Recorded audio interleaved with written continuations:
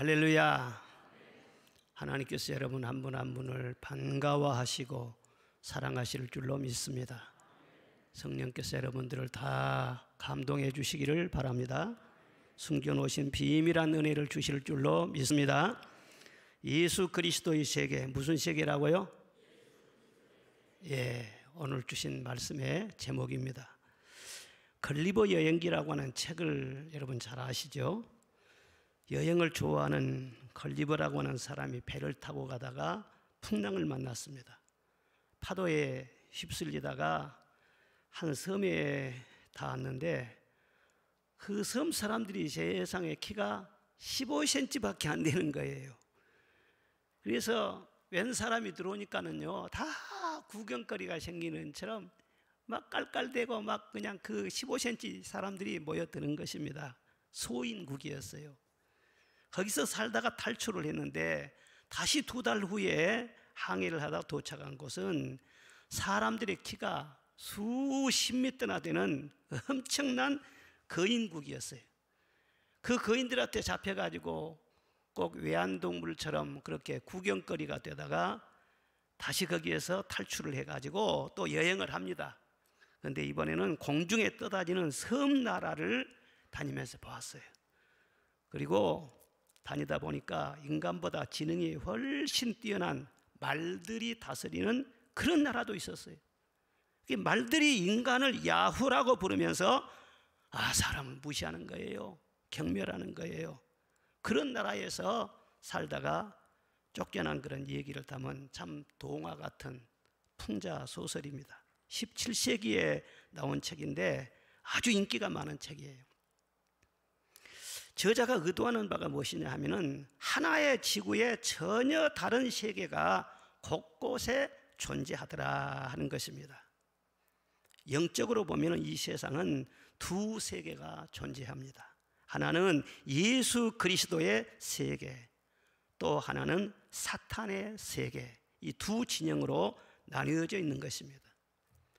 예수님은 새로운 세계를 열어주기 위해서 이 세상에 오셨습니다. 우리 그리스도인들은 어둠에서 빛으로 사단의 권세에서 하나님께로 돌아온 사람들이에요. 현 주소가 바뀌어진 사람들입니다. 우리는 지금 영적으로 세상과 구별된 예수 그리스도의 세계, 은혜의 세계 속에 살고 있어요. 그런데 그 예수 그리스도의 세계는 어떤 세계냐? 첫째로 생명의 세계인 것입니다. 무슨 세계라고요? 오늘 2절 이후의 말씀 보면은 아브라함이 이삭을 낳고 이삭은 야곱을 낳고 야곱은 유다와 그의 형제를 낳고 계속 낳습니다. 그래서 마태복음 1장을 산부인과 의사들이 제일 좋아한대요. 하나님께서 에덴 동산에 생명나무와 선악을 알게 하는 나무를 심었습니다. 생명나무의 열매를 먹으면 영원히 살지 않겠어요? 그런데 그 열매를 먹지 않고 사탄의 유혹을 받아서 선악과를 따먹었어요. 그걸 먹는 순간에 죽음이 들어왔어요. 하나님과 완전히 끊겨져 버렸어요. 그리고 세상 임금이 사탄의 지배를 받는 그런 세상이 되어버린 것입니다. 창세기 5장에 보면 아담의 계보를 기록하고 있는데 아담이 셋을 낳고 셋은 또 에노스를 낳고 죽었다, 그런 말이 계속 나옵니다. 아담의 족보를 보면은요, 낳다, 살다, 죽다, 이 3가지 말이 계속해서 반복이 되었어요. 죽음으로 다 끝나요. 그런데 은혜가 임한 노아 이후의 시대를 보면은 생명이 들어갑니다.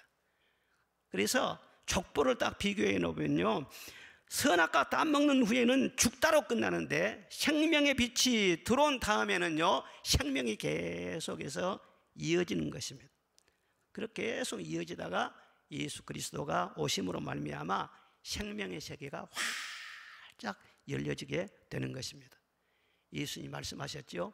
나는 길이요 진리요 생명이다. 나는 부활이요 생명이다. 나를 믿는 자는 죽어도 살겠고 살아서 믿는 자는 영원히 죽지 아니하리라. 여러분, 어떤 종교인이 이렇게 말할 수 있어요? 어떤 성자가 이렇게 말할 수 있어요? 어떤 철학에서 죽음을 이겼다고 말을 할 수가 있겠어요? 죽음을 이겼다고 생명을 선포하시는 이는 오직 예수 그리스도 뿐인 것입니다. 우리는 지금 예수 그리스도로 말미암아 생명의 바운다리 아래서 살고 있는 사람들이에요. 예수님께서 이 세상에 오시면서 죽으시고 부활하신 것처럼 예수 안에 있는 자들은요 다 살아나는 거예요. 어떤 고난의 과정을 거칠지라도 궁극적으로 영광이 있고, 죽음의 과정을 거칠지라도 부활이 있는 거예요. 마른 뼈도 살아나고 핏덩이도 살아나고 무덤 속에 갇혀있는 자를 또 다 살아난다는 것을 말씀하고 있는 것입니다. 에스겔 37장에 보면은 여호와께서 에스겔 선지자에게 골짜기에 두둑이 쌓인 마른 뼈들을 보여줍니다. 그러면서 인자야, 이 뼈들이 살겠느냐? 저는 모르겠습니다. 주께서 하시나이다. 그래, 너는 이 뼈들에게 말씀을 대언해라. 살아나리라. 말씀을 대언해라. 그대로 했더니요, 뼈들이 말이죠, 막 움직이면서 힘줄이 생기고 살이 오르고 그 위에 막 가죽이 덮이고 살아난 거예요. 그리고 생기 앞으로서 들어가라. 또 말씀을 선포했더니 일어나서 큰 군대가 되었더라. 상식적으로는 도저히 마른 뼈가 살아날 수가 없습니다. 그런데 말씀이 들어갈 때, 하나님께서 명령할 때 다 살아난 것이에요. 예수님께서 말씀하셨죠. 무덤 속에 잠자는 자들이 다 하나님의 음성을 들을 때가 오나니 곧 이때라. 듣는 자는 살아나리라 말씀을 하셨어요. 예수님의 말씀대로 전혀 가능성이 없는 마른 뼈밖에 안 남는 그런 사람일지라도, 무덤 속에 갇혀있고 나는 이제 절망이라고 그렇게 생각하는 사람일지라도 다 살려내는 능력이 바로 예수님께 있는 줄로 믿습니다. 내가 온 것은 양으로 생명을 얻게 하고 더 풍성을 얻게 하려 함이라 말씀을 하셨어요. 예수님이 이 세상에 오셔서 가는 곳곳마다 살리는 일을 하셨습니다. 치료하는 일을 하셨습니다. 귀신을 쫓아내고 자유케 하시는 일을 하신 줄로 믿습니다. 나병 환자도 깨끗하게 하시고요, 병든 자를 고쳐주시고요, 무덤 속에 들어있는 나사로까지도요 불러내셨지 않습니까? 놀라운 일이 일어나니까 소문이 계속 퍼져가지고 예수님이 가는 곳곳마다 수많은 무리들이 모여든 것입니다. 지금도 그렇습니다. 예수의 이름이 가는 곳마다, 예수 이름을 믿고 예수님을 높이는 곳마다 살아나는 역사가 일어나게 될 줄로 믿습니다. 예수님 만나면 인격이 살아나는 것입니다. 못된 인간이 인격적인 사람으로 변화가 되는 것입니다. 정신력이 살아납니다. 지혜가 살아납니다. 꿈이 살아납니다. 좌절 속에 있었던 사람도 소망이 살아나게 되는 것입니다. 예수님의 가정에 들어가면 가정이 살아나요. 예수님의 기업에 들어가면 기업이 살아나요. 예수님의 나라에 들어가면 그 나라를 살리는 줄로 믿습니다. 우리 대한민국이요, 예수님이 살려낸 나라입니다. 앞으로 예수님 딱 붙잡으면 계속해서 잘되게 나가실 줄로 믿습니다. 그런데 나라에서 예수님 쫓아내면 좋은 일 하나도 없어요. 이 나라는 예수님 손에 달려 있어요. 예수님은 살리러 이 세상에 오셨어요. 생명이란 것은 보이지도 않습니다. 그런데 우리의 믿음이 뭡니까? 보이는 것을 믿는 것이 아니라 보이지 않는 것을 믿어요. 하나님도 안 보여요. 천국도 안 보여요. 말씀도 안 보여요. 생명을 주신다고 했는데 생명도 보이지 않습니다. 그런데 보이지 않는 것을 믿을 때 보이는 것이 나타나게 되는 것입니다. 생명이 보이지 않지만 그 생명이 내 안에 들어와서 풍성하게 되어질 때 육신의 건강도 주어지고 마음의 평안도 찾아오게 되고, 세상의 명예나 성공이나 이 세상에 부러워하는 그런 것까지도 하나님께서는요 안 주실 수가 없어요. 하나님께서 얼마든지 주실 수가 있는 것입니다. 우리 안에 생명이 풍성하면은 보이는 세상 것은요 그림자처럼 따라오게 된다는 것을 성경이 누누하게 말씀을 하고 있는 것입니다.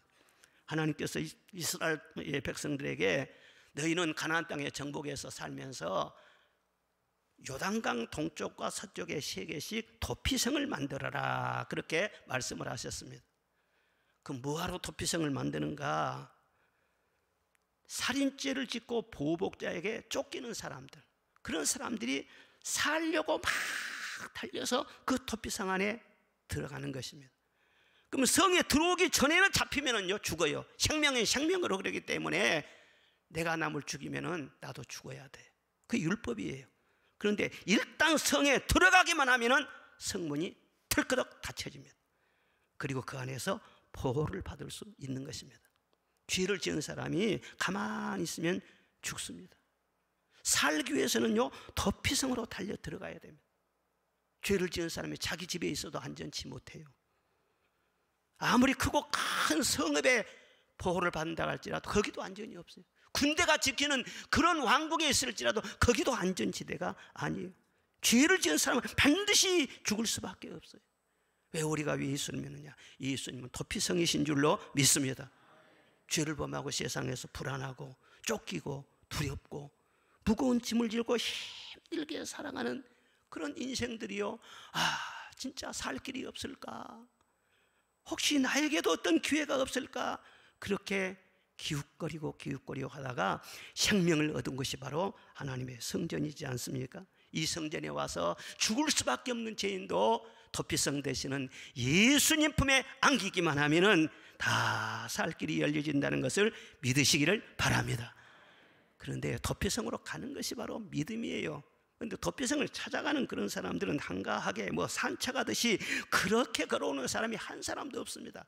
오늘 아니면 내일까지 그런 사람 한 사람도 없어요. 다른 사람들 천천히 걸어가네, 나도 천천히 가지, 그런 사람도 없어요.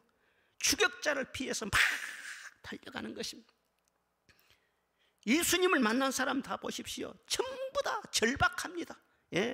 나를 불쌍히 여기소서 막 부르짖든지, 주무시는 예수님을 막 우리가 죽게 되었나이다 깨우든지, 막 비집고 들어가서 옷자락이라도 만지든지, 뽕나무에서 막 급하게 내려오든지, 전부 다 다급한 사람들이었지 가만히 천천히 간 구경하듯이 그런 사람 한 사람도 없어요. 믿음이란 것은 역동적입니다. 절박감이 있는 것입니다. 왜? 예수님을 붙들어야만이 내게 살 길이 열리기 때문인 것입니다. 이렇게 예수님을 향하여 여러분의 마음이 뜨겁기를 바랍니다. 찬송도 뜨거워야 되는 것입니다. 우리의 예배도 뜨거워야 되는 것입니다. 예수님이 말씀하셨어요. 진실로 진실로 너희에게 이르노니 내 말을 듣고 나 보내신 이를 믿는 자는 영생을 얻었고 사망에서 생명으로 옮겼느니라. 완전히 옮겼어요. 과거에는 사망의 동네에서 살았어요. 사망의 세계에서 살았어요. 이제는 생명의 세계로 우리는 옮긴 바가 된 것입니다. 얼마나 감사합니까? 이런 사람의 증거는 무엇이냐 그러면은 내가 살았기 때문에 자기 자신도 모르게 남을 살리려고 하는 거예요. 말 한마디를 하더라도 남을 살리려고 하고, 기도를 하면서도 살리려고 하고, 무슨 일을 해도 살리려고 하는 거예요. 생명이 충만한 사람들이 정치를 해보십시오. 국회에 가서 국회의원을 해보십시오. 살리는 정치를 하는 거예요. 누구든지 죽이는 정치를 하지 않습니다. 그걸 못하는 거예요. 구체적으로 말하면 생명이 무엇이냐? 생명은 사랑인 것입니다. 요한일서에 사랑함으로 말미암아 사망에서 영생으로 옮겼다 말씀을 하셨어요. 사랑이 생명이기 때문에 사랑함으로 사망에서 벗어나게 된 것이죠. 여러분, 예수님 안에 무슨 미움이 있겠어요? 빛과 어둠이 함께할 수 없는 것처럼 이 사랑과 미움은요 공존할 수가 없어요. 그리스도와 사탄이 같이 있을 수가 없는 거예요.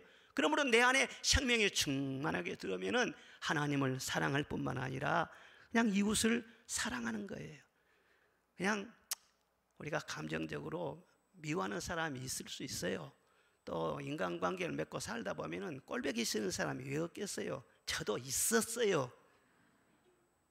그런데 잠시 속이 상하고 미워할 수는 있지만은요, 그 미움이 내 속에 머물러 있을 수는 없어. 내가 괴로우니까 결국은 회개하고 토해내치고는요 그냥 사랑하고 말아버리지, 미움을 품고 도저히 살 수는 없는 것입니다. 유대인들이 사람을 평가하는 기준이 세 가지가 있어요. 첫째 무엇이냐 하면은 돈 쓰는 것 보면 그 사람을 안다는 거예요. 돈을 버는 것도 중요하지만은 어디에다 돈을 쓰느냐, 그것이 그 사람 됨됨이를 드러낸다는 거예요. 둘째는 무엇이냐 하면은 술을 어떻게 마시느냐, 그걸 보면 안다는 거예요. 술도 음식이거든요. 포도주, 그들의 식음료입니다. 그런데 음식으로 적당하게 먹어야지, 그걸 취하도록 먹어보십시오. 음식을 적당하게 먹지 과식을 하면 아무리 좋은 음식이라도 그거 탈나잖아요. 그 술도 마찬가지예요. 적당하게 먹어야 되는데 이건 막 취하도록 먹으면은 정신도 혼란하고 위신도 떨어지고 돈도 잃고 결국 그렇게 되다 보면 후회를 많이 하거든요. 그 먹는 것 보면 알 수 있다. 셋째는 감정을 보면 알 수 있다는 거예요. 특별히 누구를 미워하는가 그걸 보면 알 수 있대요. 그래서 미움을 품고 사는 사람, 원한을 품고 사는 사람, 그런 사람은 절대 사귀지 말라. 위험하다는 거예요. 불똥이 어디로 튈지 몰라요. 저 사람이 미움을 받을 수밖에 없어서 막 미움 같아도 미움을 품고 있는 사람은요, 그 미움이요, 너는 누구야? 그리고는요, 엉뚱한 사람에게 또 미워하게 됩니다. 남편을 미워하면은요, 아들도 미우는 거예요. 또 시어머니도 미운 거예요. 막 미우면 막 번져나가는 거예요. 여러분, 미워하기가 참 힘들어요. 미우면은 잠이 오지 않잖아요. 소화도 잘 되지 않잖아요. 그 좋은 행복한 시간, 남 미워하다 보면은요, 다 그냥 다 허비해 버리는 거예요. 여러분, 좋아서 결혼을 했으면은요, 끝까지 서로 사랑하시기를 바랍니다. 남편은 아내를 미워하지 않습니다. 그런데 여자분들 보면 남편 미워하는 사람이 가끔 있어요. 예. 어떤 분은 우리 미워서 몸서리가 난다고 그래요. 아유, 저러면 안 되는데. 여러분, 사랑해야죠. 내가 어떤 거래를 했어요. 인간관계, 뭐 사업, 직장생활 이렇게 하다가 보면 피해를 입을 수도 있어요. 막 노염을 품어보십시오. 결국은 내가 손해요. 내 몸이 망가지는 거예요. 세상은 그러려니 하고 지나가면은 하나님의 위로가 또 있지 않겠어요? 청년들도 그래요. 연애하다가 내가 차였다고 그럽시다. 그러면 쿨하게 축복하고 끝나면은 반드시 하나님께서 더 좋은 사람 만나게 하여 주시는 것입니다. 그런데 네가 나를 버려? 그리고 막 쫓아다니면서 미워하고 보복한다. 그러다 보면 내 인생이 다 망가지는 거예요. 미래가 다 망쳐져 버린 거예요. 여러분, 생명은 무엇이냐? 생명은 사랑이에요. 그래, 하나님께서 우리에게 생명을 주실 때 하나님을 막 사랑하는 마음을 본능적으로 주세요. 그리고 나를 사랑하고 이웃을 사랑하고, 그 생명이 충만하면 미워하고 못 삽니다. 내가 그냥 일방적으로라도 사랑한다니까요. 그리고 또 생명이 무엇이냐면 기쁨인 거예요. 생명이 충만할수록 우리 마음속에 기쁨이 충만하게 됩니다. 요한복음 15장에도 그랬어요. 내가 이것을 너희에게 이름은 내 기쁨이 너희 안에 있어 너희 기쁨을 충만하게 하려 함이니라.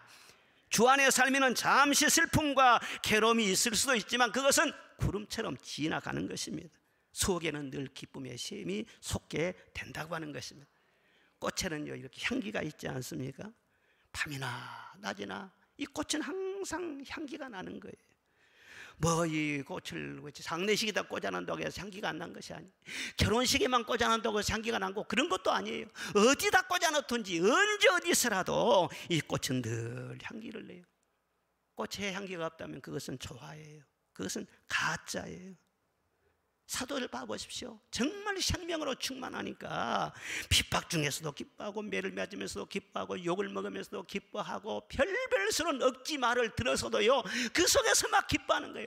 너희 말을 듣는 것이 옳은가, 하나님의 말씀을 듣는 것이 옳은가 한번 판단을 해봐라. 감옥에 들어가 거기에서도 기뻐하고 찬송하고 그러다가 옥문이 막 열려지고 그러지 않습니까? 도저히 사도들의 기쁨은요, 억누를 수가 없었어요. 아무도 빼앗을 수가 없었어요. 기쁨 충만, 그게 무엇이냐? 생명으로 충만하기 때문에 그런 현상이 나오는 거예요. 예수님을 믿으려면요, 기쁘게 믿어야 돼. 교회 생활은요, 행복하게 해야 돼. 내 인생에 짐도 못 지면서 말이죠, 무슨 큰 짐이나 지고 무슨 사명이나 받은 사람처럼 이것저것 생각하면서 기뻐할 때 기뻐할 줄 모르고 감사할 줄도 모르고 마음에 자유할 줄도 모르고 무거운 짐에 눌려 살고, 그것은 잘못 믿고 있는 거예요. 착각이에요. 그것은 무거운 짐은 다 하나님께 맡기시기를 바랍니다. 주 안에 기쁨 있네, 주 안에 살자, 주 안에 평안 있네, 주 안에 살자. 불안이 연기처럼 스며들어도 주 안에 사는 마음 기쁨 넘치네. 할렐루야. 생명은 기쁨인 것입니다. 유명한 랍비 라기드라고 하는 사람이 제자들을 가르치는데 그 중에 한 제자가 그냥 마음에 안 맞았어요. 그래서 어느 날 그 제자를 불렀습니다. 야, 내가 너를 도저히 가르칠 수 없다. 어린 아이를 가르칠지언정 너는 못 가르치겠다. 천국은 어린 아이의 것이라고 했는데 얘들한테 배울 점이 얼마나 많은지 모른다. 첫째, 얘들은 열심히 있다. 항상 얘들은 움직이지 않습니까? 다 뛰지 않습니까? 우리 손자들도 보면은요, 그냥 엎졌다 그러면 막 포복을 하는 거예요. 막 움직이는 거예요. 발로 좀 걷다 그러면은요, 늘 뛰어, 집에서도 뛰어다니는 거예요. 예. 이렇게 활동력이 있다. 너는 하나님을 향해서 열심히 움직여 봤느냐? 얘들을 보면은 요구하는 것이 많아요. 다 젖달라고 울고 뭐 장난감 달라고 뭐 하고 막 보채는 거예요. 안 주면은 그냥 막 조르다가 막 땡깡을 부리다가, 얘들 좀 커도 그렇잖아요. 뭐 안 주면은 말이죠, 학교를 안 가, 밥 안 먹어, 막 땡깡을 부리.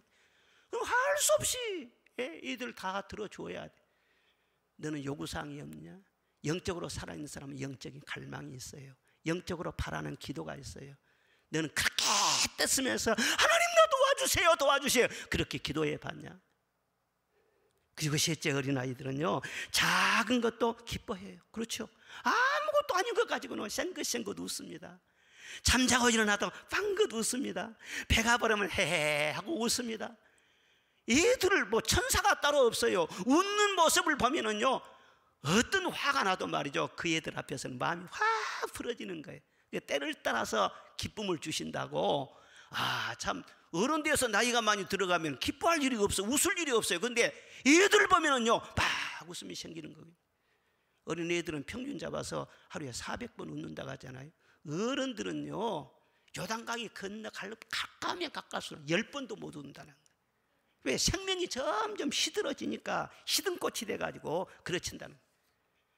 너는 예수님 믿고 모든 염려 다 맡기고 영생을 얻고 저 좋은 천국 간다 하면서 뭐가 그렇게 심각하고 뭐가 그렇게 염려할 것이 많으냐? 늘 네 얼굴 보면은 얼굴에 뭐가 끼었다 끼어서 차라리 어린 애들을 가르치지 너는 못 가르치겠다.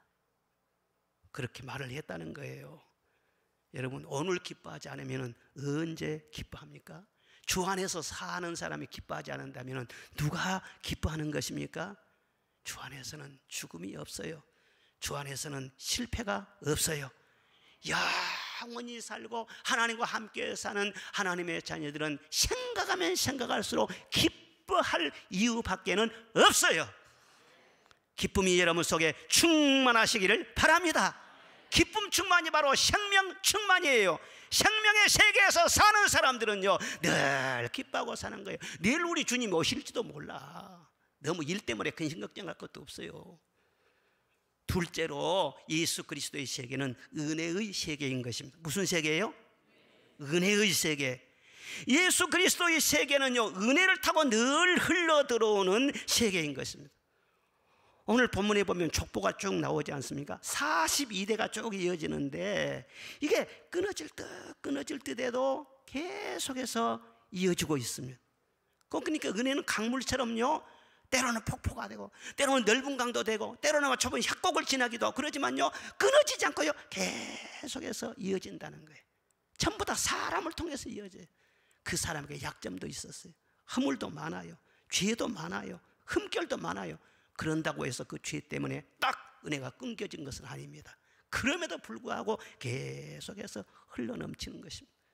오늘 본문에 보면 예수님 족보에 도저히 용서받을 수 없는 사람 4사람, 여자분들 이름이 나와요. 이 율법으로 보면 이 4사람은요 도저히 살 수 없는 사람이요, 벼락 맞을 사람들이에요. 그런데 이 여자들의 이름이 바로 여기 성경 말씀에 메시아 족보에 올라가 있다니까는요. 첫째, 기생 라합이라는 사람. 이 사람은 어떤 인물입니까? 이 기생이라고 했지만 원어에 보면은 진아흐 그래가지고 창녀를 말하는 거예요. 남자들을 상대로 해서 웃음 팔고 술 팔고 몸 팔고, 그런 여자예요.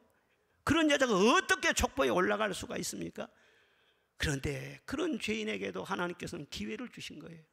그 여리고성에서 장려 일을 하고 있는데, 아니 어떤 외딴 스파이 두 사람이 들어왔어요. 그리고 그 사람들을 잠시 동안 숨겨주고 안전하게 퇴로를 열어주었습니다. 그것이 인연이 된 거예요. 그래서 이 두 스파이 중에 한 사람이 살몬이라는 사람이라 그렇게 전설적으로 내려오고 있는데, 그때 그 인연으로요, 이 살몬하고 눈이 맞은 거예요. 그러니까 전문직이잖아요, 기생이라는 게. 그러니까 남자를 다루는 솜씨가 보통이 아닌 것 같아요. 그렇게 잠깐 만나서 잠깐 보낸 뿐인데 그 사이에 어떤 썸씽이 일어난 거예요.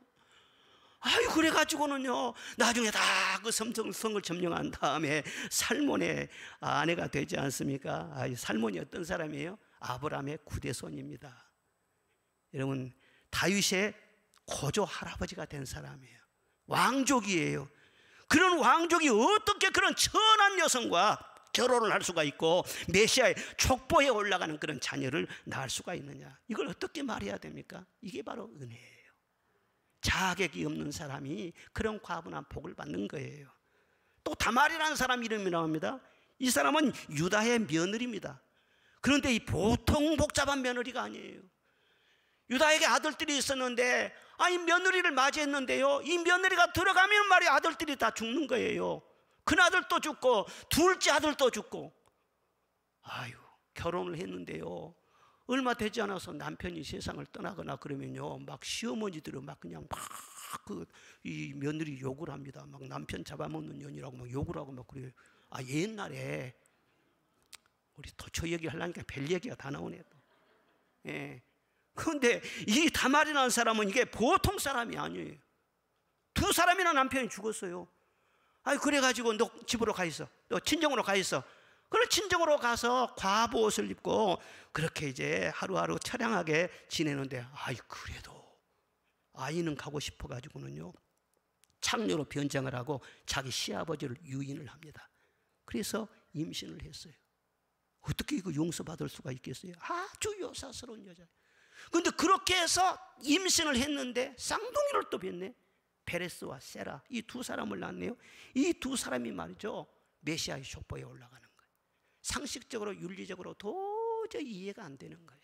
그런데 그런 모든 것을 뛰어넘어서 하나님의 은혜는 흐르게 되는 것입니다. 하나님은 의인을 찾아오는 것이 아니라 죄인을 찾아오신 거예요.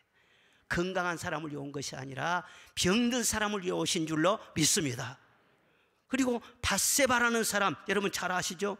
남편이 다윗 군대의 장교 중에 한 사람이에요. 33인 중에 한 사람인 거예요. 그런데 남편이 출전하고 집을 비운 사이에 다윗 왕을 유혹해가지고 임신을 합니다. 그리고 남편을 부추겨가지고 정부 살해해서 남편을 죽게 합니다. 그리고 그 남편이 죽었다고 청갈이 오니까 막 눈물을 찔끔찔끔 흘리면서, 그게 악어의 눈물이라고 그래요. 아주 가정한 그런 여자예요. 근데 그 여자가 낳은 아들이 지혜의 왕 솔로몬인 것입니다. 이렇게 이런 집에서 낳은 아들은요, 좀 장애인이 나온다든가 그래야 되는데 솔로몬이 나와. 우리 어렸을 때 참 그때만 해도 문란해요. 우리 동네에도 부잣집들이 있었거든요. 잘 나간 그런 사람은 꼭 첩을 데리고 살아요. 그런데 첩에서 낳은 자식들이 말이죠, 훨씬 더 이쁘고 훨씬 더 똑똑하고 훨씬 더 공부 잘하네. 이거 얼마나 배 아픈지 몰라요. 이거 어떻게 말을 해야 할지 몰라. 그런 불륜녀의 관계에서 나온 그 아들이 말이죠, 지혜왕이 돼가지고 얼마나 이스라엘을 영광스럽게 아주 부강하게 하고 얼마나 놀라운 일을 이루었습니까? 이런 모든 것을 뛰어넘습니다. 죄가 아무리 많아도 의뢰의 흐름은요, 아무도 막을 자가 없어. 룻도 마찬가지. 이방 여인은요, 유대인들하고 상종을 할 수가 없어요. 그런데 보아스를 만나서 다윗의 증조모가 되지 않습니까? 한결같이 그릇이 안 대하여, 자격이 안 대하여, 그런데도 물이 바다를 덮음같이 은혜로 저희의 죄와 과거의 부끄러운 허물을 다 덮어버리시고 새 사람을 만들어내요. 하나님의 은혜는 불가항력적이라 그렇게 말도 합니다.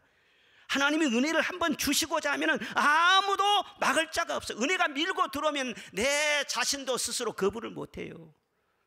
아무도 못 막아요. 아들이 은혜를 받기 시작하면요, 부모도 못 막아요. 아내가 은혜를 받기 시작하면 남편이 못 막아요. 아무리 욕을 하고 아무리 문을 걸어 잠그고 아무리 핍박을 해도 은혜가 밀려 들어오면은요, 주님 앞에 그래도 막 계속 나가는 것입니다. 그 은혜가 우리를 살렸죠. 그리고 그 은혜가 우리를 지금도 이끌어가고 있는 것입니다. 우리가 믿음을 지키고 천국 가는 것도 우리 정신으로, 우리의 힘으로 지금 가는 것이 아닙니다. 은혜의 파도에 밀려가지고 하루하루를 지금도 살아가게 되는 줄로 믿습니다. 계속 그 은혜에 밀려주는 그 파도의 힘으로 밀리고 해가지고 요한계시록에 보면은요, 유리바다 끝에서 검은고를 켜며 주님을 찬송할 것이니라 그랬어요. 이 세상 바다 끝에 가서 바로 은혜의 물결에 계속 밀려서 끝까지 가가지고 거기에서 찬송하며 주님을 만나게 된다는 거예요. 그래서 우리 교회 이름이 은혜의 파도지 않습니까? 사랑하는 여러분, 여러분 심령 속에 이 은혜가 항상 강물이 되어서 흘러 넘치시기를 주의 이름으로 축원합니다. 사탄의 세계는요, 은혜가 없어요.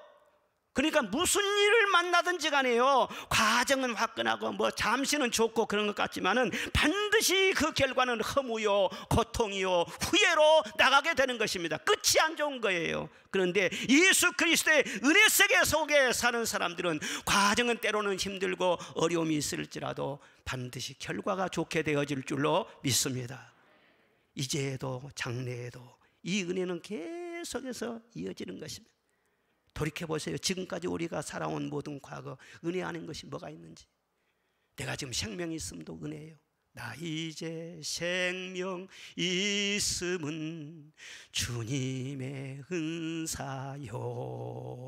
아유, 끝나버릴 뻔한 그런 위기도 많이 있었어요. 근데 생명 있는 것 자체가 은혜. 내가 건강한 것도 은혜. 내 가정 지켜주신 것도 은혜. 내가 예수 그리스도의 이름으로 구원받고 성령 받고 전도하고 봉사하고 기도하고 믿음을 지키는 이런 모든 것도 특별한 하나님의 은혜 속에 되어진 것임을 믿으시기를 바랍니다. 지금까지도 그랬지만 이제도 장래에도 은혜의 물결로 계속 우리를 인도하실 것입니다. 넓은 바다에 강물을 다 받아들인 것처럼 우리가 이 세상 살면서는 꼭 내가 원하는 것만 있는 것이 아닌 것입니다. 그러나 하나님께서 허락한 모든 것들은 합력하여서 내게 유익을 주는 거예요. 그래서 어떤 사건을 만나든지 어떤 사고를 만나든지 내 마음에 맞지 않는 어떤 사람과 만남이 있든지 간에 범사에 받아들이시고 그것을 감사하시기를 바랍니다.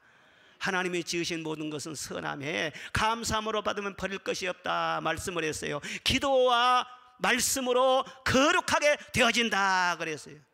무슨 일을 만나든지 감사하면서 열심으로 기도하고 은혜 속에 살다 보면은요, 그 사이에 거룩함으로 바뀐다는 거예요. 고난도 사실 유익된 것이 많아요. 고난이 내게 유익이라 다윗이 말했지 않습니까? 욥기에 보면은요, 고난받은 다음에 나는 순금같이 나오리라 그랬어요. 욥이 그런 고난을 당하지 않았다면 지금 우리가 살고 있는 그런 욥 같은 인물이 될 수 있습니까? 고난이 그 인물을 만들어내는 거 아니겠어요? 금값으로 만들어내신 것이 아니겠어요? 어떤 교인이 정치적인 이유로요, 억울하게 옥고를 치렀습니다. 3년 동안 살다 나왔어요. 그래서 목사님이 아유, 집사님 얼마나 고생이 많으셨습니까? 위로를 했더니 아이 목사님, 명색이 제가 집사 아닙니까? 그런데 성경을 한 번도 통독을 해보지를 못했습니다. 그런데 3년 동안 감옥에 있으면서 아침부터 저녁까지 성경만 읽었습니다. 성경 읽다 보니까 꿀맛이 돼요. 너무너무 저는 은혜를 많이 받았습니다. 이 3년 동안 이 감옥에 갇혀 있으면서 저는 내 인생에 빼놓을 수 없는 행복한 시간을 보냈습니다. 너무너무 감사하더라는 거예요. 그리고 나중에 혐의가 다 벗겨져 가지고 이전보다 훨씬 더 높은 자리에 올라가서 귀하게 쓰임 받았다. 여러분, 억울한 일을 당할지라도요, 내가 원치 않는 것일지라도 그 속에 하나님의 은혜가 감춰줄 수가 있는 거예요. 일단 감사하시기를 바랍니다. 그리고 이 상황 속에서 내가 해야 할 하나님 앞에서의 최선이 무엇인가, 그것을 생각하면서 내 할 일을 하는 거예요. 그분처럼 성경을 읽더라도 읽는 거예요. 그러다 보면 하나님이 무슨 일을 어떻게 만드실지, 다니엘이 다 그렇게 해서 인물이 된 거 아니겠어요? 가난도 마찬가지예요. 우리가 가난할 때, 괴로울 때 우리가 할 수 있는 것은 무엇이냐? 환경이 다 막히고 그러면 주님을 바라볼 수밖에 없죠. 주님을 바라보게 하는 것 자체가 바로 은혜죠. 괴로울 때 주님의 얼굴 보라. 평화의 주님 바라보아라. 세상에서 시달린 친구들아, 위로의 주님을 바라보아라. 눈을 들어 주를 보라. 내 모든 염려 주께 맡겨라. 슬플 때에 주님의 얼굴 보라. 사랑의 주님 안식 주리라. 할렐루야. 부유하고 잘 나가고 어딘지 가서 빚가빚가하고 멋지게 살면은 주님을 바라봐도 집중력이 떨어집니다. 간절함이 떨어집니다. 그런데 가난하고 내 길이 막히고 그럴 때 절실한 마음으로 주님을 바라보세요. 그러면 하나님께서 우리를 믿음의 부자로 만들어 주실 줄로 믿습니다.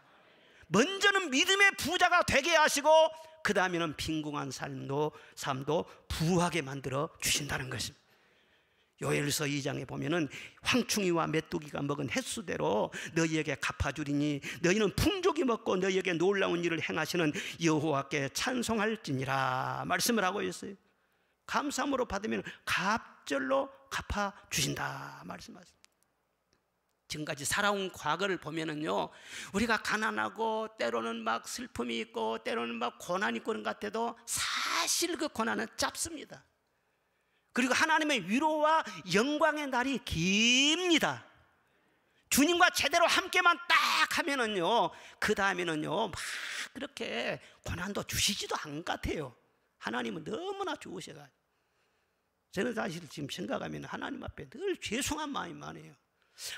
아무리 생각해봐도 난 하나님 앞에 고생한 것이 없는 것 같아. 고난을 하나도 안 당한 것 같아. 고난도 많이 당했지만요 다 잊혀져 버려. 왜? 위로의 날을 풍성하게 주시니까, 영광의 날을 풍성하게 주시니까 과거는 생각도 나지 않는 거예요. 얼마나 감사한지 몰라요.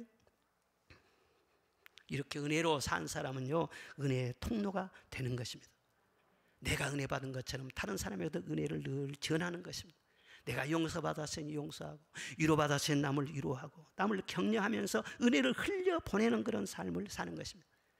이렇게 은혜 속에 산 사람은 말 한마디를 해도 은혜되는 말을 하는 거예요. 어떤 사람 말 한마디를 해도 말이에요 뻔히 없게 말을 해요. 그런데 그건요 이 세계가 다르기 때문에 그래요. 은혜 속에 살면은요 무슨 이런 눈짓 하나만 따게도 말이요 다른 사람이요 위로를 받고 평안을 찾고 그런 거예요. 여러분, 우리의 무심코 하는 말 한마디가 다른 사람을 살릴 수도 있지만은요 죽일 수도 있다는 것을 알아야 돼.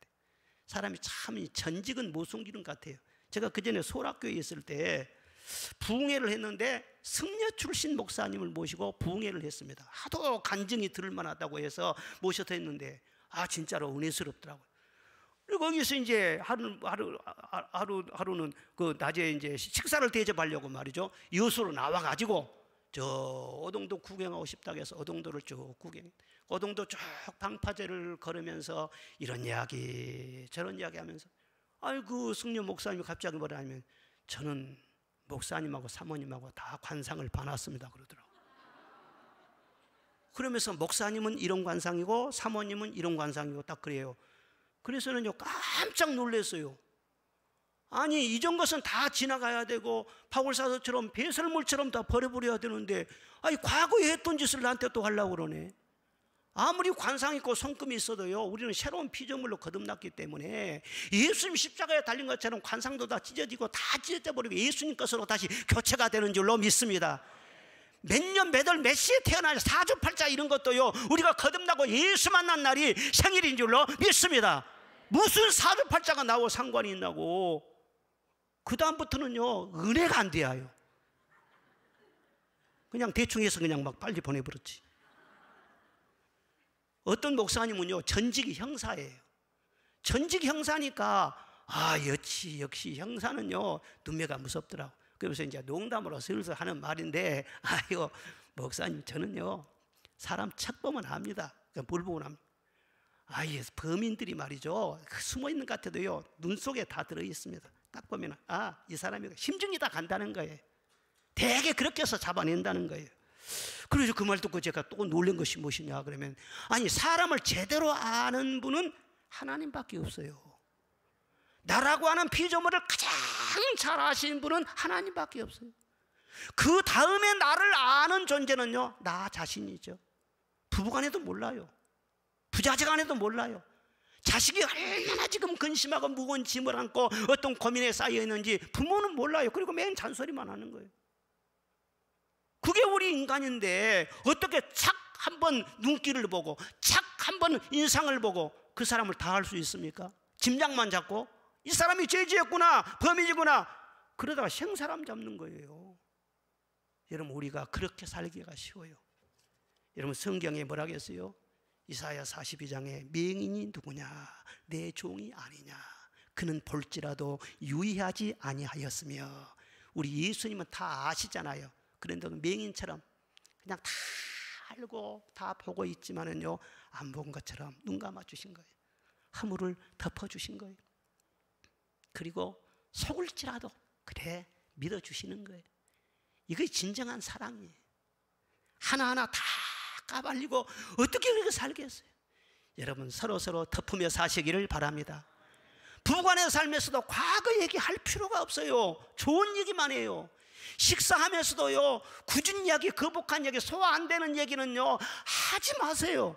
좋은 얘기만 서로 하면서 살아도요 모자라는 세상이요.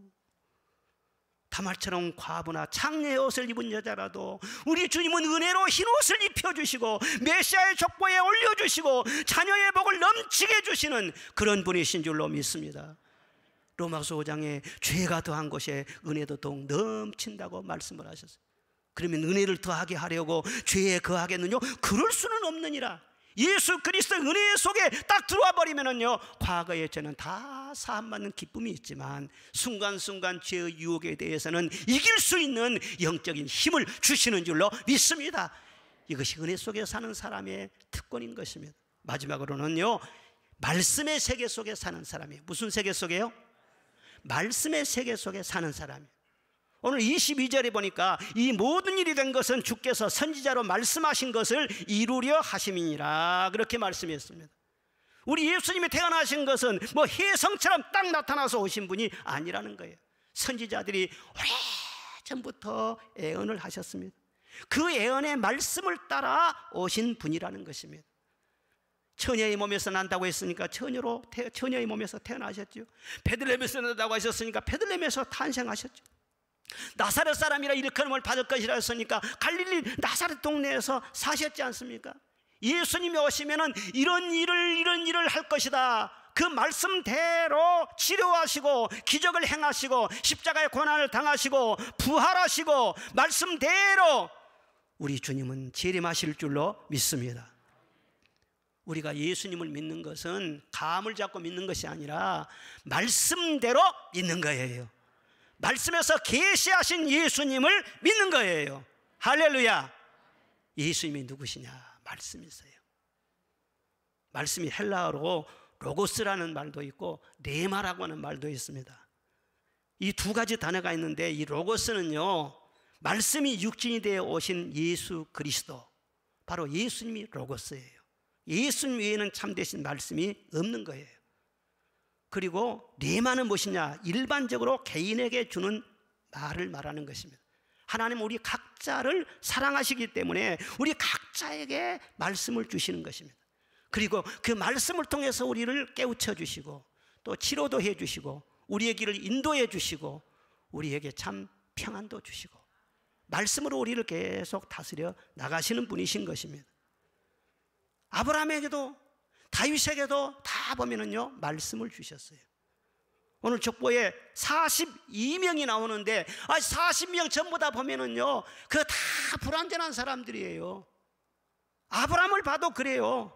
자격이 없는 사람이, 자기 부인이 말이죠, 사실은 이복 누이동생이었거든요. 그 시대는 다 그렇게 되었었습니다. 그런데 평소에는 부부로 살다가 애굽에 내려가서는 불리하니까는요, 자기를 오빠라고 부르라고 그렇게 말을 맞춘 것 아니겠어요? 사라 얼굴이 예뻤던지요, 바로가 닦아서 낚아챈 거예요. 하나님께서 바로를 책망하시면서 재앙을 내리기 전에 빨리 그 여자를 보내라, 그렇게 해서 보호는 받았지만은요, 비겁하잖아요. 자기 아내를 팔아넘겼으니까. 그리고 첩을 얻어서 애까지 낳지 않아요. 약점이 있는 사람이에요. 여러분, 하나님 앞에서는 모든 허물을 다 우리가 용서받지만요, 어떤 스승이나 지도자나 성직자나 결정적인 약점이 딱 발생하면요, 사람들이 따르지를 않습니다. 그대로 그 사람의 생명은 끝나는 것입니다. 그런데 아브라함에게 이런 결정적인 약점이 있어요. 그럼에도 불구하고 하나님께서는 믿음의 조상으로 또 세워주지 않습니까? 왜 그렇게 했느냐? 하나님께서 아브라함을 버리지 않은 것은 그에게 약속을 했기 때문인 거예요. 약속을 지키기 위해서인 것입니다. 창세기 12장에 보면 세 가지 약속. 내가 너로 복의 근원이 되게 할 것이다. 또 대적이 너를 해하지 못하게 할 것이다. 내 이름을 창대하게 할 것이다. 약속을 주셨어요. 물론 아브라함이 오랫동안 기다렸습니다. 인내하면서 많이 기도하고 천사를 대접한 일도 있고 선한 일도 많이 했었습니다. 그러나 그렇다고 해서 그가 믿음의 조상이 된 것은 아닌 것입니다. 그거 다 합해도 하나님의 언약을 따를 수 없는 것입니다. 아브라함이 부족했지만 믿음의 조상으로 우뚝 세워진 것은 하나님이 그에게 약속을 했기 때문에, 그럼에도 불구하고 하나님 그 약속을 아브라함에게 지켜준 거예요. 다윗도 마찬가지입니다. 우리아의 아내와 간통하고 살인하고 거짓으로 속이고 약점이 아주 많은 사람이에요. 스캔들이 많은 사람이에요. 그런데 왜 예수님을 다윗의 자손이라 그렇게 부릅니까? 그것도 역시 언약 때문인 것입니다. 사무엘하 7장에 보면은 다윗에게 5가지 약속을 했어요. 너를 이스라엘의 주권자로 삼으리라. 내 모든 원수를 내 앞에서 멸하게 하리라. 내 이름을 위대하게 만들어 주리라. 내게서 은총을 빼앗지 아니하리라. 내가 만일 죄를 범하면 매를 맞으려니와 그래도 버림은 받지 않는다는 거예요. 그리고 내 몸에서 날 씨를 세워서 나라를 경고케 하리라. 이 5가지 약속을 주었어요. 그 약속을 지키기 위해서 그 자손 중에서 메시아가 태어나게 한 것입니다. 우리에게도 마찬가지입니다. 여러분, 무엇이 우리를 살리느냐? 가장 귀한 보화가 무엇이냐?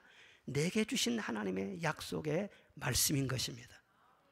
사람들은 약속을 해도 마음이 변할 수도 있고 또 힘이 없어서 못 지킬 수도 있고, 오늘 약속해도 또 내가 죽어버리면 못 지킬 수 있고 그래요. 그런데 우리 하나님은 변함이 없으시는 분이에요. 영원하신 분이신 분이에요. 전능하신 분이세요. 한 번 약속하면은요, 천지는 변해도 절대로 변개치 않을 것이라 분명히 말씀을 했어요. 그리스도인들의 믿음이 무엇이냐? 성전을 왔다 갔다 한다고 할지라도 이 약속의 말씀을 붙잡지 않는 사람은요, 헛돌고 다니는 것입니다. 약속의 말씀을 꽉 붙잡을 때 그것이 나에게 힘이 되는 것입니다. 믿었다가도 의심을 하면은요, 또 흔들리는 거예요. 그 약속의 말씀을 잊어버리면은요, 믿는다고 하면서도 계속해서 방황하는 거예요. 하나님께서 내게 주신 약속의 말씀, 그 언약을 다시 한번 늘 새기면서 기도하고 늘 성령 안에 가면 약속의 말씀이 생각나게 자꾸 만들어줘요. 그래서 기도가 필요한 거예요. 그렇게 살다 보면 그것이 이루어지는 것이고 간증할 날을 주시는 것이고, 하나님은 정말 내게 신실하신 하나님이시로구나. 구약시대에 제단을 쌓을 때는요, 돌을 다듬지 말고 있는 그대로 쌓으라 그랬어요. 다듬지 말라. 즉 하나님의 말씀을 가감하지 말라. 떼지도 말고 보태지도 말고 그대로 하라는 거예요. 또 창세기 15장에 보면은 아브라함에게 제사를 드리라고 하면서 소와 양과 비둘기를 반쪽씩 딱 쪼개가지고 서로 마주보게 해서 제사를 드리라, 그렇게 말을 했어요. 그래서 아브라함이 말씀대로 순종을 합니다. 소를 딱 잡아가지고 반절로 쪼갰어요. 그리고 서로 마주보게 했어요. 근데 밤에 캄캄할 때 말이죠, 아니 횃불이 나타나가지고는요, 그 불 사이로 왔다 갔다 다니는 거예요. 아니 그 고기 사이로 말이죠, 횃불이 왔다 갔다 하면 뭐가 되겠어요? 고기는 불고기가 돼볼 거 아니에요. 그걸 보여주신 거예요. 하나님께서 의도하시는 것이 무엇인 줄 압니까? 너와 내가 지금 약속을 했다. 만약에 네가 그 약속을 믿지 않고 지키지 않으면은 너는 이 소처럼 너는 쪼개져 가지고 너는 불고기 되어버려. 너는 죽어. 그리고 하나님도 마찬가지예요. 내가 너에게 약속을 했는데 내가 변하거나 너에게 그 약속을 지켜주지 않는다면 하나님도 쪼개져 죽어. 나는 절대로 너에게 한 약속을 변치 않을 거야. 반드시 지킬 거야. 그래서 아브라함이 그 말씀을 꽉 붙잡습니다. 100년을 그 말씀을 붙잡고 살지 않아요? 그 말씀대로 안 이루어진 것이 뭐가 있습니까? 여러분, 예수 그리스도의 세계는 이처럼 말씀의 세계인 것입니다. 슬플 때나 병들 때나 괴로울 때나 즐거울 때나 형통할 때나 환난을 당할 때나 어떤 상황 속에서도 내게 주신 하나님의 말씀을 붙잡으시기를 바랍니다. 이 설교를 듣는 순간에도 여러분들은 보화를 찾는 것처럼 이 시간의 메시지 통해서 나를 통해서 성령이 주시는 레마가 무엇인가, 그것을 찾으면서 말씀을 듣는 거 아니겠어요?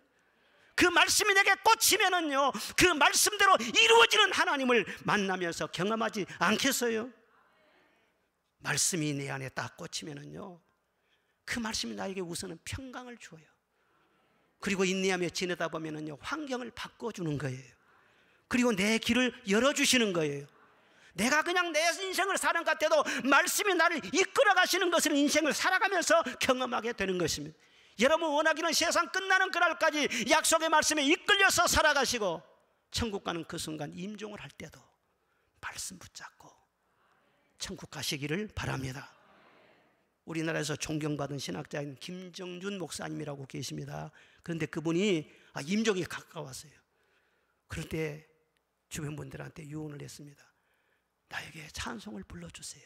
저 좋은 낙원 이루니 내 기쁨 한이 없도다. 찬송을 불러주세요. 찬송이 끝나니까는요, 내 묘비에는 임마누엘 네 글자만 새겨주세요.